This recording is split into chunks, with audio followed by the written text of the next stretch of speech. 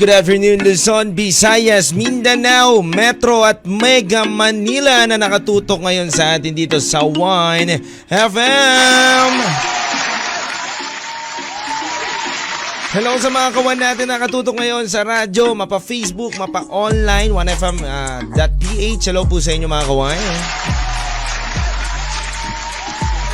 Mga kawan, nayaya ka na ba ng tara kape tayo, no? Yung mga banata na ganyan. Tara kape tayo. No? May makadalasan na ni mga yayang ganyan, delikado yung mga tara kape tayo. Kung hindi ka alokin ng negosyo niyan, kawan, may balak sa'yo. Dalawa lang yan, kawan, tara kape tayo. No, ikaw ba mahilig ka ba magkakape, kawan? At madali ka ba nga mayaya ng kape? No, syempre, sino ba naman ang hindi tatanggi kapag kape ang usapan? Lalo na't ngayon, lumalamig na ang panahon. Ang sarap magkape. No? Ang sarap humigot. Humigot tuloy. Oh. Humigop ng mainit na kape, kawan, no? Tapos ganito pa yung panahon, maulan-ulan, ay talaga naman ang sarap, no? Pero kadalasan nga daw, kawan, no, sabi nga ng karamihan, kawan, no? Sabi nga daw ng karamihan, ang pag-ayayaya daw ng kape, kawan, yan daw ang first move para kilalanin ka ng isang tao. O yan kaya maging way niya, no? Para magkaroon kayo ng connection sa isa't isa. Wow, connection. Mahirap daw kapag niyaya ka daw, kawan, ng coffee and chill. Anong kasunod kaya? Ano kayang kasunod ng chill na yon, no, kawan? Anyway, mga kawan, hello sa inyong lahat. Hello sa mga kawan natin na nakatutok sa iba't ibang lugar. From Luzon, Visayas, Mindanao, Tarlac, Tacloban, Butuan, Surigao, Lucena, Puerto Princesa, Baler, Legazpi, at marami pa pong iba, mga kawan. Good afternoon. At syempre, mga kawan, para lagi kang updated dito, pwede ka na mag-share ng aming Facebook Live, and you can like our Facebook page, and also we have a YouTube page, Instagram account, at meron din kaming Twitter account, mga kawan. Yan. Para lagi kang updated, no? Para lagi mo napapanood ang mga videos namin na nilalabas dito. At bukod dyan, mga kawan, hello din sa mga kawan natin na taga Bacolod, no? Nako, ang dami ng views ng ating food trip ni Juan sa mga taga Bacolod. Maraming salamat po sa pag-share nyo at pagmamahal nyo po sa amin ng 1FM All-in-One Radyo Pilipino, mga kawan. Anyway, mga kawan, ito nga, no? Ngayong araw na ito, kawan, ikaw ba, kawan, dumating ka na sa point ng buhay mo na pumili ka na rin, no? Siyempre, lahat naman tayo kadalasan dumadating tayo sa point na pumipili tayo, no? Sabi ko nga, meron nga tayong choice, 'di ba? Sabi nga daw nila, meron tayong free will, meron tayong choice na pumili sa anuman ang gusto natin sa buhay. Pero, kawan, ang tanong ngayong araw na 'to, ano ang pinakamabigat na pinili mo sa buhay mo? O nagkaroon ka ng pagpili sa buhay mo, no? Na kailangan mong pagpasyahan mismo yung pagpili mo na yon, na kung sino ba talaga ang mas matimbang sa puso mo. Kasi ngayon, kawan, ang pagkukwentuhan at hugot natin ngayon, kawan, pinili ang taong minamahal niya kesa sa pamilya niya. Although na minamahal niya rin, di ba? Tayo rin naman, minamahal natin ang pamilya natin. But dito sa senaryo na to, pinagpalit ang pamilya para sa taong minamahal niya. Nako, kawan, no? Kayo ba, kawan, na kaya mong ipagpalit ang pamilya mo, nanay mo, mga kapatid mo, para sa taong minamahal mo na iisang tao? Halika't pagkwentuhan natin yan ngayong, kawan. Kasama ninyo ko simula 1:00 hanggang 3:00 ng tanghali, mga kawan. Yan ang the best dyan, no? At syempre, hello rin sa mga kawan natin, kala Henry Tongko na nakikinig ngayon sa atin, Aurora Novino Hermoginio. Ayan, good afternoon po, DJ Low Vinci watching from Mindoro. Alam nyo yung mga taga Mindoro, lakas manood niyan. Lagi nga nakatutok sa atin yan at sumusubaybay sa atin dito sa 1FM. Natalaw rin sa mga kawan na bagong pasok lang sa ating live streaming. Mga kawan, comment lang po kayo dyan. Huwag kayo mahiya mag-comment at mag-share. Lil Vinci. May chinito boy. Kwento 1 sa 1FM. Mga kawain, eto na nga, isa ka ba sa kanila, no? Isa ka ba talaga sa kanila? Isa ka ba sa kanila, kawan? O isa ka bang ganito magdesisyon na handang iwanan ng pamilya para sa maling pagmamahal? Oh no. No, handa mo bang iwanan ng pamilya mo para sa taong minamahal mo? Kahit na mali na? Kahit na wala namang patutunguan ng pagmamahalan ninyo? Halika't alamin natin, kawan, ang hugot ng isang kawan natin ngayong araw na to na nagbahagi sa atin ng kwento. Alam nyo, kawan, ito, babasahin ko lang na maikli itong sinabi niya dito. Sabi niya dito, kawan, hello DJ Lou Vinci. Ako po to si Rolando. Wait lang Ito. Hello DJ Lou Vinci. Ako po ito si Rolando. May gusto lang po akong ibahagi sa inyo na aking kwento. Ako po ay 29 years old na. Nakatira po ako sa Mindoro. DJ Lou Vinci, marami po akong pinagdaanan na problema na nakasira po sa aming pamilya. Ang unang-una po naging problema at nakasira sa aming pamilya ay yung pagpili ko sa taong minamahal ko. Sabi nga daw nila, kapag mahal mo, lahat gagawin mo para lang mapaligaya mo siya. Ngunit, ang hirap matimbang nung una, DJ Lou Vinci. Ang hirap pagpilian kung sino ba talaga ang dapat kong piliin sa kanila. Dahil ang nagtitimbang ay ang aking pamilya at ang aking taong minamahal. Ngunit DJ Lou Vinci, hindi ako nag-isip ng tama. Mas pinili ko ang taong mahal ko. At bandang dulo, DJ Lou Vinci, hindi rin naman naging maganda ang kinalabasan ng pagmamahalan namin at nasira lang din ang aming relasyon. Ngayon, masama ang loob sa akin ng pamilya ko. Dahil sa kabila ng lahat na binuhos nilang pag-unawa at pagmamahal at pag-intindi sa akin, ay iniwan ko sila. Ano po ba ang dapat na gawin ko, DJ Lou Vinci? Nako, eto na naman tayo sa tinatanong ninyo ko, no? Alam nyo naman di ba? Na ako, kawan hindi ako nag-a-advise, kawan, but ako'y nagga-guide lang, no? Kung ano lang din, kung ako ay nasa sitwasyon mo, kawan, but iba-iba tayo ng sitwasyon, kawan. Ayoko rin kasi pangunahan yung maging desisyon mo para sa pamilya mo at sa sarili mo. Ayoko din naman na ilagay yung sarili ko dyan pero iba naman yung nararamdaman mo. But ako ay magbibigay lang sa'yo ng guide. Ha? Alam mo, kawan, unang-una sa lahat, pagkwentuhan na muna natin. Ang pamilya, sabi nga daw nila, ang pamilya ay laging nandyan sa atin yan. Ano man ang mangyari, umulan, bumagyo, maging kasuklam-suklam man ang buhay mo, pamilya mo pa rin ang tatakbuhan mo. Iiwanan ka daw ng mga kaibigan mo, iiwanan ka daw ng mga ibang tao na nasa paligid mo pero ang pamilya mo nandyan. But may mga ibang tao na hindi naniniwala doon at may mga ibang tao naman na naniniwala doon. Pero para sa akin, kawan, sa sitwasyon ko, kawan, nandun ako sa part ng buhay ko na naniniwala ako na ang pamilya dapat hindi natin iwanan. Sa kahit anumang pangyayari sa buhay natin, mapasa up o down ng buhay natin. Kasi, kawan, ako naniniwala ako, kawan, na ang pamilya natin, katigit na natin yan Kasi bago pa natin makilala yung mga taong mamahalin natin, bago pa natin makilala yung mga taong makakasama natin, sila ang una nating nakasama. So hindi natin dapat kalimutan ang pamilya. Hindi ba, 'di ba? Hindi dapat natin na iwanan basta-basta ang pamilya. Lalo na kung nasa maling pag-ibig ka naman. Alam mo, hindi lang naman ikaw, kawan, ng nag-iisang nangyaring ganyan. Marami rin naman na kwento na nagmahal sila ng sobra-sobra, na iwanan nila ang pamilya nila. Pero bandang dulo, bumalik din sila sa pamilya nila.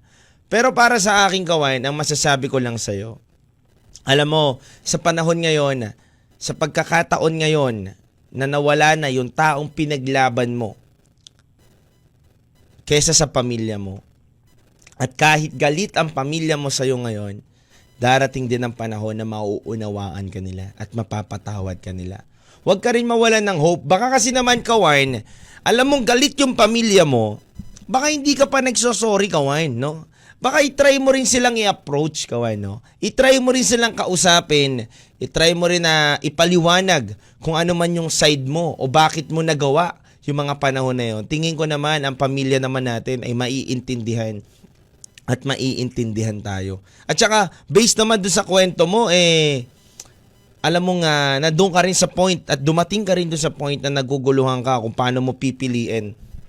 At sino ba yung pipiliin mo? Ngunit naging mas matimbang nga lang ang pagmamahal mo doon sa tao nga. Hindi naman pala naging maganda yung resulta ng pagmamahalan ninyo. Alam mo, Kawain, ito muna ang first step na gawin mo. Lapit ka sa pamilya mo, kausapin mo, lalo na kung nandyan pa ang nanay mo o nandyan pa ang tatay mo. Kung sinong mas unang-unang kayang umintindi sa'yo, Kawain, yun ang una mong lapitan. Kasi, Kawain, naniniwala ako na walang kapamilya o walang anak, walang kapatid na basta-basta lang tatalikuran ng pamilya nila. Sabi nga, 'di ba, blood is thicker than water pa rin, Kawan. Kaya ako, para sa akin, Kawan, kung naging mali man ang desisyon mo sa pag-ibig, dahil talaga natural 'yan, tao tayo, nagkakamali tayo. Dumadating tayo sa point ng buhay natin na sobra-sobra pagmamahal natin sa tao na yon, kaya na natin kalimutan ang pamilya natin, which is mali naman talaga, no? Kahit magkasama na kayo niyan, ng tao na yan, huwag mo pa rin kalimutan ang pamilya mo. Kasi nga, alam mo, Kawan, isa yan sa mga makakatulong sa'yo para mas umangat ka pa sa buhay, na huwag mong iwanan ng pamilya mo, bagkos huwag mo silang kalimutin, lagi mo pa rin silang alalahanin, at lagi mo pa rin silang ilapit sa puso mo, no? Although na may sarili ka ng pamilya o may tao ka ng minamahal, may bago ka ng kinakasama, di ba? Huwag mo pa rin silang kalimutan kasi sila pa rin ang una mong nakasama sa iyong buhay. Yun ang maging mindset mo, Kawan. Yun lang ang ma-advise ko sa'yo. Kasi, Kawan, nasa sayo pa rin yan, di ba? Ayokong pangunahan kung ano yung gusto mong gawin. But, ang pinaka-the best dyan, kausapin mo sila, humingi ka ng tawad, ayusin mo kung ano yung dapat na naging gusot ninyo, at naniniwala ako na walang hindi kaya magpatawad, lalo na kung kamag-anak at pamilya naman yan, no? Lalo na malapit yan, mga nanay mo yan, kapatid mo yan, mapapatawad at mapapatawad ka yan. And kung may advice sila sa'yo, mas maganda advice nila sa'yo, mas maganda pakinggan mo yan, kung makakabuti naman sa'yo yan. Yan. Anyway, mga Kawain, para lang sa akin, Kawain, ako kung dumating man ako sa point na kailangan kong pumili,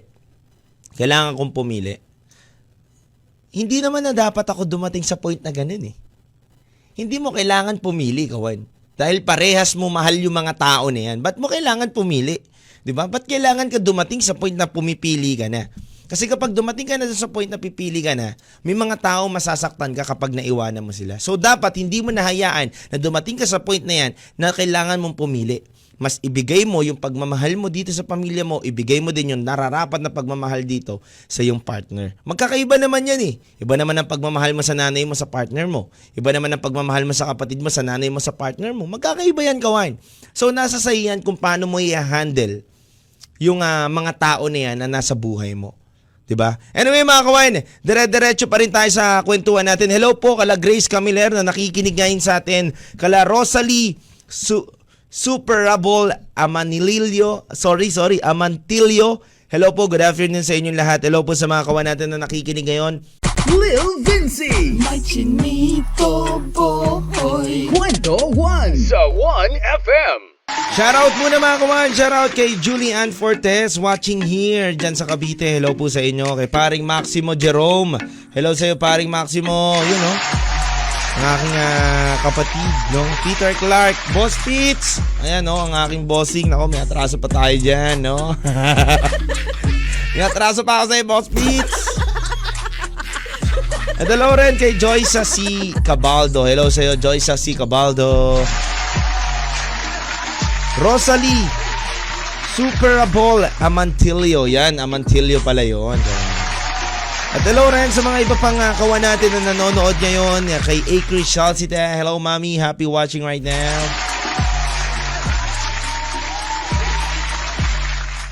At hello rin, syempre, kay Abigail. Ayan, hello sa'yo, Abby. You know, happy watching, no?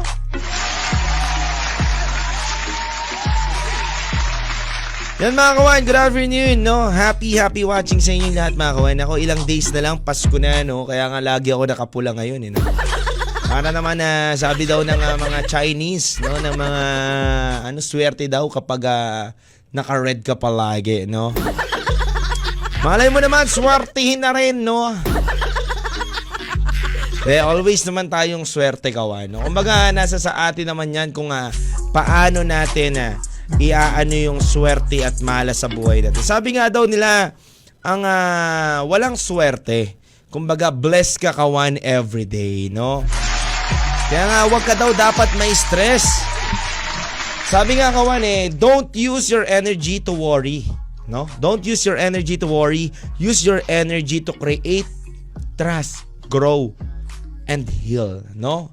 Yun kawan, magtiwala ka lang, yung energy mo ubusin mo dun sa tiwala mo na magiging matagumpay ka. Yun ang the best dun. Yung energy mo ngayon kawan, yung lakas mo ngayon, isipin mo na yung mga problema mo, malalagpasan mo din yan at magsusolusyonan mo yan. Yun ang isipin mo. Diba? Kasi kung lagi lang tayo mag-iisip ng mga problema natin, nako, hindi talaga nauubos ang problema. Lahat may problema, mapamayaman, bata, matanda, 'di ba? Kahit yung mga bata ngayon may mga problema na ngayon yan, kapag wala pang bagong labas si Coco Melon. Mom, I have a problem. No, a lot of problem, Mom. Dad, no? Wala pa daw bagong palabas si Coco Melon. Na mga matatanda din, ang dami rin problema, di ba? Tayo rin naman, syempre, ang matatanda kawan, palaisip na yan, di ba? May mga age na talaga, no? Ang ating mga nanay, lola, lolo, di ba? May mga na yan may mga isipin na lagi yan na concern sila sa mga apo nila, concern sila sa anak nila, di ba? So, mas marami na silang iniisip sa atin. Kasi tayo minsan, iniisip lang natin kung paano yung career natin, paano yung family natin. Sila talaga pangkalahatan ng mga pag-iisip ng mga yan. So talaga nai-stress din sila. Tsaka ayaw nila ng walang ginagawa. Diba? Sa mga mami, lolo at lola natin dyan, talagang gusto lagi nila may ginagawa sila. No?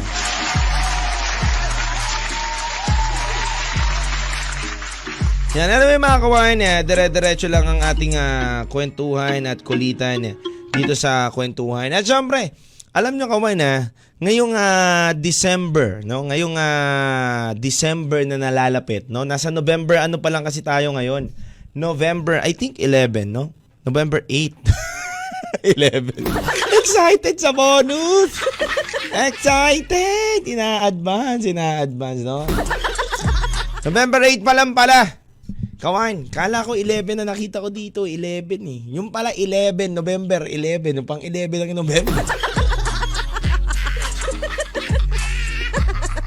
No? Sa mga excited dyan, kawan, sa mga December, nako, alam nyo kawan, sabi daw, no? Sabi daw, sa mga horoscope natin, ang Year of the Dragon daw ay may magandang madudulot sa atin ngayong pagpasok ng taon.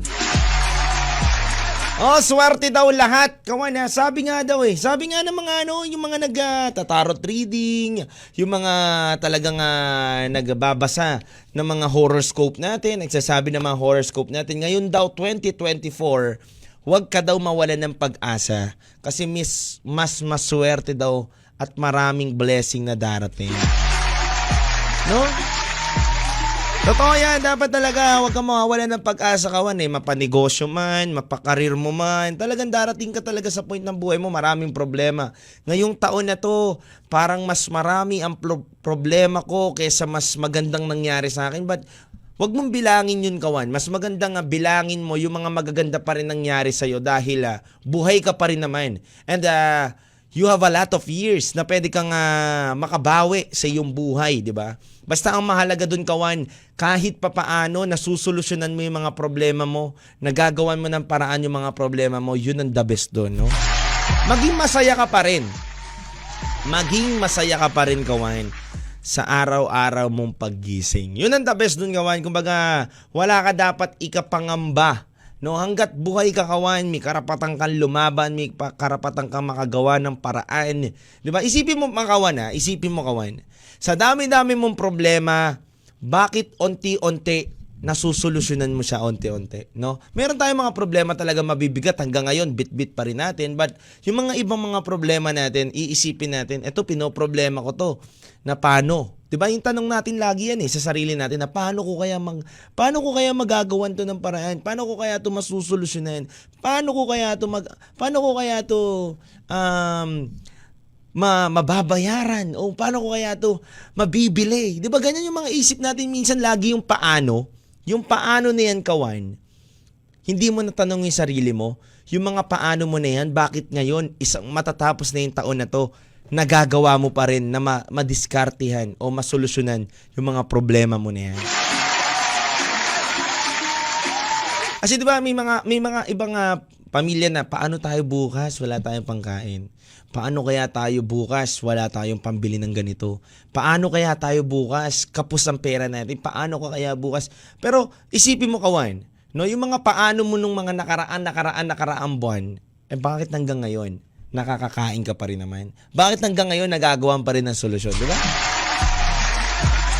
So, maniwala ka lang talaga Maniniwala ka lang talaga, kawan, and tanggalin mo yung stress para mas maganda yung pasok sa'yo ng taon na to, no? Anyway, mga kawan, hello rin kay Jennifer Grospe Garcia Toblas na nakikinig sa atin ngayon. Sa lahat ng mga kawan natin na nakikinig sa atin ngayon dito sa 1FM, pwede kayo magbigay ng stars, baka naman, di ba? Excuse me po, no? Baka naman, mabigyan nyo kami ng stars, no? Lil Vinci. May chinito boy. Kwento 1 sa 1FM.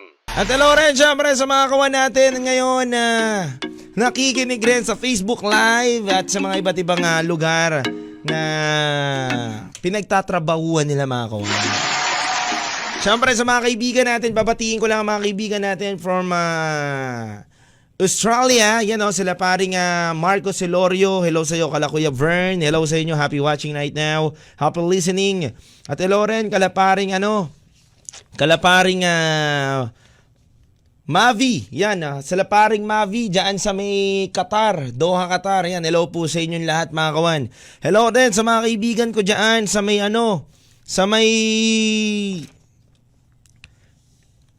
saan to? Singapore, yan. Hello sa inyo lahat. Hello dyan sa Ate Mambi.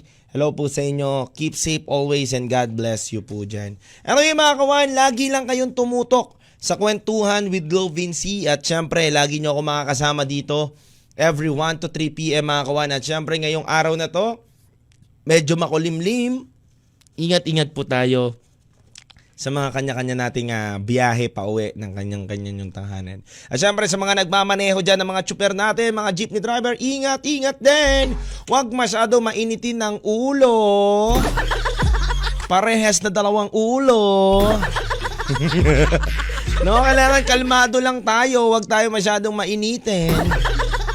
No, para maganda ang biyahe natin at smooth lang ang ating pasada.